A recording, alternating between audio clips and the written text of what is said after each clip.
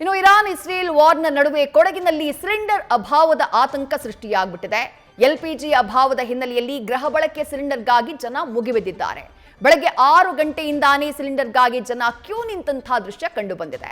ಮಡಿಕೇರಿಯ Indian gas ಕಚೇರಿಯ ಮುಂದೆ ಈ ರೀತಿಯಾದಂತಹ ಸರತಿ ಸಾಲು ಕಾಣಿಸಿರುವುದು. ಮಡಿಕೇರಿಯ ಮುತ್ತಪ್ಪ ದೇವಾಲಯದ ಬಳಿ ಇದೆ ಈ ಗ್ಯಾಸ್ ಕಚೇರಿ. ಅಗತ್ಯ ಇದ್ದಷ್ಟು ಗೃಹ ಬಳಕೆಯ ಸಿಲಿಂಡರ್ಗಳು ಬಾರದೇ ಇರುವಂತಹ ಕಾರಣಕ್ಕಾಗಿ ಸರಬರಾಜಿನಲ್ಲಿ ವ್ಯತ್ಯಯ ಆಗಿದ್ದು ಜನ ಆತಂಕಕ್ಕೊಳಗಾಗಿದ್ದಾರೆ. ಖಾಲಿ ಸಿಲಿಂಡರ್ಗಳನ್ನ ಹಿಡಿದು ಕ್ಯೂನಲ್ಲಿ ನಿಂತಹ ಕಾರಣಕ್ಕಾಗಿ ಟ್ರಾಫಿಕ್ ಜಾಮ್ ನಿರ್ಮಾಣವಾಗ್ಬಿಟ್ಟಿದೆ ಅಂತ ಹೇಳೋದಕ್ಕೆ ಇವಾಗ ಇವರ ಹತ್ರ 120 ಸಿಲಿಂಡ್ರ್ 180 ಸಿಲಿಂಡ್ರ್ ಕೊಟ್ಟಿದ್ದೇವೆ ಅಂತ ಹೇಳ್ತಾರೆ. ಇಲ್ಲಿ 50-60 ಸಿಲಿಂಡ್ರ್ 70 ಸಿಲಿಂಡ್ರ್ ಇದೆ. ಇಲ್ಲಿ 200 ಜನ ನಿಂತಿದ್ದಾರೆ. ಬಾಕಿ ಇದ್ದ ಜನರಿಗೆ ಹೇಳ್ಬೋದಲ್ವಾ ಇಷ್ಟು ಸಿಲಿಂಡ್ರ್ ಸಿಗುತ್ತೆ ಬಾಕಿ ಇದ್ದವ್ರು ಹೋಗಿ ಅಂತ.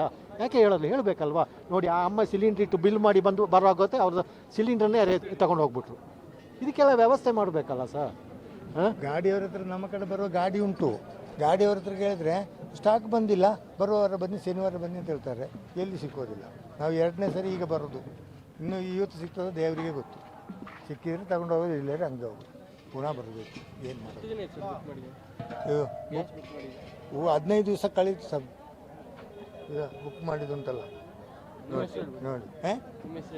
ನನ್ನ ಹೆಸರು ರಾಜ್ ಅಂತ, ಚೇರಂಬಾಡ.